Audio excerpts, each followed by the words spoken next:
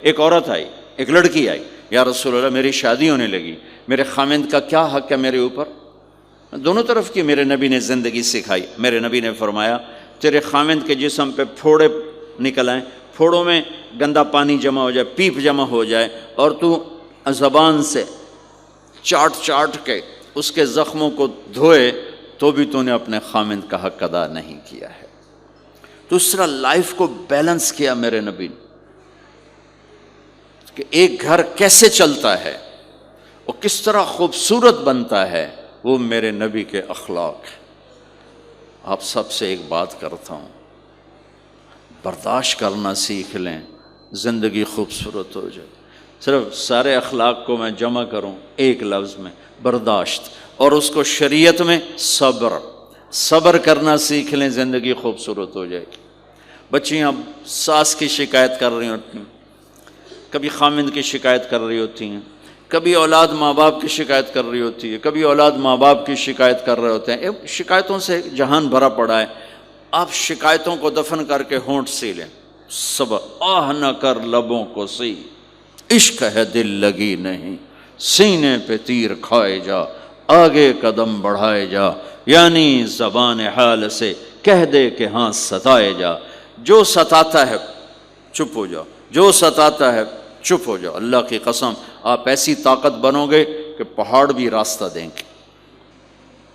سب سے مشکل رشتہ خامند اور بیوی ہے۔ سینکڑوں آیات اس کے لیے اللہ نے اتاری، ماں باپ کے لیے چند آیات، اولاد کے لیے چند آیات، بہن بھائیوں کے لیے چند آیات ہے، خامند اور بیوی کے لیے قرآن پڑھا ہے، پوری سورت اتاری ہے اور سینکڑوں آیات اتاری۔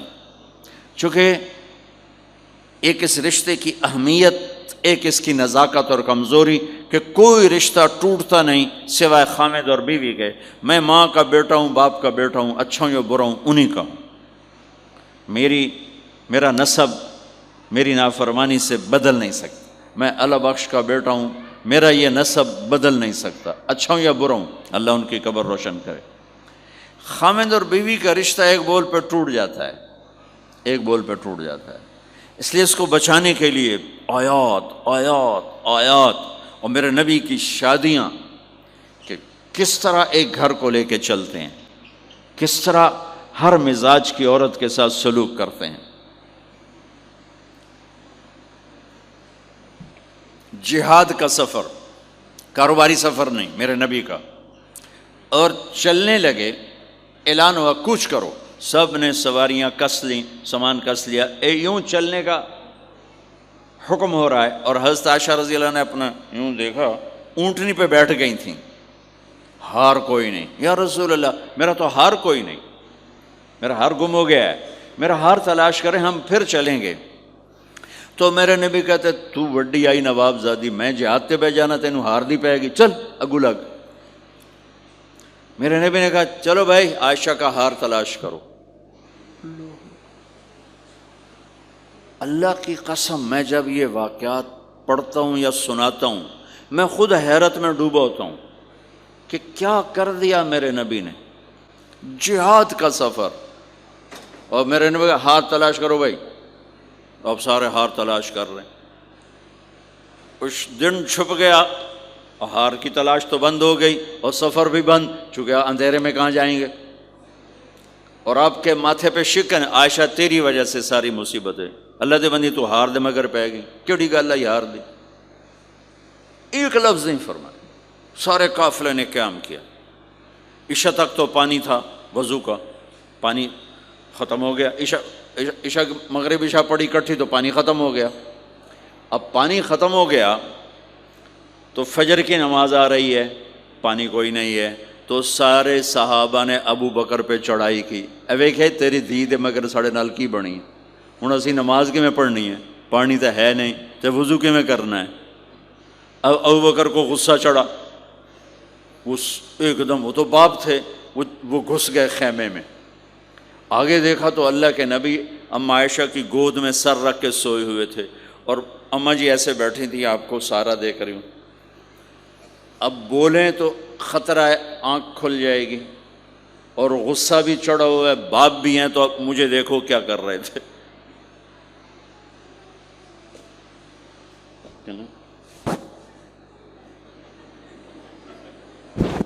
تیرے جو اور پھر یوں ماری زور سے انگلی بیٹی کے نا یہاں، پہلے یوں کرتے پھر ایسے ماری زور سے. وہ کہنے کہ میں ایسے سخت ہو گئی تاکہ میں ایسے نہ ہوں کہ اگر میں تھوڑا حرکت کی تو اللہ کے نبی کی آنکھ کھل جائے گی. تو ماری گیا ٹھا ٹھا ٹھا، وہ منہ سے کہہ رہے اور وہ ایسا کر کے بیٹھی چمک، غصے میں باہر چلے. اب آپ کی آنکھ کھلی فجر پر تو عائشہ نے کہا یا رسول اللہ وہ تو باہر تو بڑا مسئلہ ہو گیا ہے، پانی کوئی نہیں ہے اور نماز کا وقت ہو گیا ہے، وضو کیسے کریں؟ سبحان اللہ. اللہ نے قانون بدل دیا. دنیا میں پہلی دفعہ ہونے لگا ہے. 1,24,000 نبی آئے، پانی نہ علی وضو ہو سکتا ہے، اس کے علاوہ نہیں ہو سکتا. میرے اللہ نے قرآن اتارا فَإِن لَّمْ تَجِدُوا مَاءً فَتَيَمَّمُوا صَعِيدًا طَيِّبًا فَامْسَحُوا بِوُجُوهِكُمْ وَأَيْدِيكُمْ مِنْهُ. اچھا میرے بندو پانی مک گیا ہے، چلو مٹی چاہتے منہ تے مارو تے دوئی چاہتے ہتھاں تے مارو تے تمہارا وضو ہو گیا، چلو تیمم کرو اور نماز پڑھو. اب وہ جو سارے ابو بکر پہ غصے ہو رہے تھے نا، اما عائشہ کہنے لگے واہ ابو بکر بھائی تیرے تو فعل کی کم بن گیا، تیری دھی دے تو فعل کی کم بن گیا. تو اسید بن حزیر پہلے ذرا زیادہ گرم ہوئے تھے. تو وہی ابو بکر تیرے گھر کی یہ پہلی برکت نہیں ہے، پہلے بھی بہت شمار برکتیں تیرے گھر کی طفیل امت کو ملی ہیں. تو اللہ نے تیمم کی آیت اتار دی. حضرت عائشہ کو ڈانٹ پلانے کی آیت نہیں آئی کہ میرے نبی تیری بیگم کے ہار کی وجہ سے میرے دین کا کام رک گیا اور میرے بندوں کی نماز خراب ہو گئی اور ان کو پانی سے محروم ہونا پڑا. میں قربان جاؤں اپنے رب پر، اپنے حبیب پر، اس ماں عائشہ پر. دنیا کی واحد عورت ہے جس کے سینے پر سر رکھ کر کسی نبی نے جان دی ہو. 1,24,000 نبیوں میں سے کوئی نہیں ہے جس کا سر بیگم کے سینے اور ٹھوڑی کے درمیان ہو اور اس کی جان اللہ نے نکالی ہو. واحد میرے آپ کے مات فی سحری و نحری، سحری و نحری، سحری و کہ میرے چونکہ آپ ایسے بیٹھے تھی اور حبیب پاک آپ کے سینے پر یوں دراز تھے، نیم دراز اس طرح سے، اور آپ کا سر مبارک ٹھوڑی کے ساتھ لگ رہا تھا، ٹھوڑی کے ساتھ یہ جگہ یہاں لگ رہی تھی اور باقی یہاں تھی. آپ اس طرح اور واحد خاتون ہے جن کا حجرہ کسی نبی کی آرام گاہ بنا، ابدی آرام گاہ بنا. واحد اما عائشہ ہیں جن کے حجرے کو اللہ نے کسی نبی کے آرام گاہ بنایا. اور یہ واحد حجرہ ہے جہاں 70,000 فرشتہ صبح آ کے درود و سلام پڑھتا ہے اور شام تک پڑھتا ہے، اور شام کو 70,000 نیا آتا ہے اور صبح تک درود و سلام پڑھتا ہے اور واپس چلا جاتا ہے. کائنات اللہ جب مسلمان دنیا سے مٹ جائیں گے، مسجد نبوی مٹ جائے گی، بیت اللہ مٹ جائے گا، مدینے کی ایک اینٹ باقی نہیں بچے گی. مکہ کتنے بڑی بڑی بلڈنگیں، ایک اینٹ باقی نہیں بچے گی. اور وہاں سے گزرتے ہوئے لوگ کہیں گے لگتا ہے اتنے کدی آبادی ہوئے گی، ایتھے لگتا ہے کدی آبادی ہوئے گی. یہ زبانوں پہ ہوگا. جب سارے نشان مٹ جائیں گے اس وقت بھی 70,000 فرشتہ آ کے درود و سلام صبح سے شام تک پڑھے گا اور شام سے صبح تک پڑھے گا. یہ واحد میں خاتون ہیں عائشہ بنت ابی بکر جن کو اللہ نے یہ عزت بخشی. اور یہ واحد خاتون ہیں جب ان کے اوپر تہمت لگی، حضرت یوسف علیہ السلام پہ تہمت لگی تو بچے نے گواہی دی، حضرت مریم پہ تہمت لگی بیٹے نے گواہی دی، اور اما عائشہ پہ تہمت لگی تو اللہ نے گواہی دی کہ میں گواہ ہوں. اللہ گواہ بن کے آئے ہیں. تو اللہ نے کہا تیمم کرو بھائی. سارے خوش ہو گئے، سارے خوش ہو گئے. تو حضرت عائشہ نے کہا یا رسول اللہ اب میرا ہار چھوڑ دیں، اب چلیں.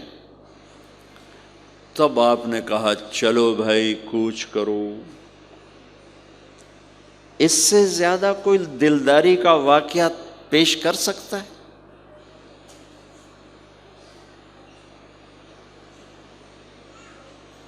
سبحان اللہ۔ اور جب اونٹنی کو اٹھایا گیا وہ ہار کا دھاگا ٹوٹا اور پھسل کے اونٹنی کے نیچے چلا گیا، وہ سارے کھبے سجے ویندے رہ گئے، ہار نیچے پڑا تھا۔ جب اونٹنی کو اٹھایا تو ہار نیچے سے نکلا، تو صاحب نے کہا لے بھی عائشہ اے تیرا ہار بھی لب گیا۔ یہ دلداری ہے میرے نبی کی، یہ ہمیں سکھایا۔ کہیں عورتوں کی بدتمیزی بھی انتہا کو پہنچی ہوتی ہے اور وہ اپنے گھر اجاڑ دیتی ہیں اپنی زبان کی شدت کی وجہ سے، اپنی بد اخلاقی کی وجہ سے، لیکن کوئی زیادہ معاملہ مردوں کی طرف سے خراب ہوتا ہے تو شریعت نے بھی اس کو زیادہ بیان کیا اور میرے نبی نے بھی اس کو اجاگر کیا۔ اور میرے نبی کی آخری تقریر، آخری خطبہ حجۃ الوداع کا صرف ایک رشتے کو بیان کیا، صرف ایک رشتے کو بیان۔ ہم کتنے رشتوں میں جکڑے ہوئے ہیں، ماں باپ، بہن بھائی، چاچا تایا، خالہ خالو، دادا دادی، نانا نانی، ساس بہو، کتنے ہم رشتوں میں جکڑے ہوئے ہیں۔ میرے نبی نے صرف ایک رشتے کا حق بیان کیا، استوصوا بالنساء خیرا، میں تمہیں تمہاری بیویوں کے بارے میں وصیت کر رہا ہوں، ان کے ساتھ اچھا سلوک کرنا۔ صرف ایک رشتے کو بیان فرمایا۔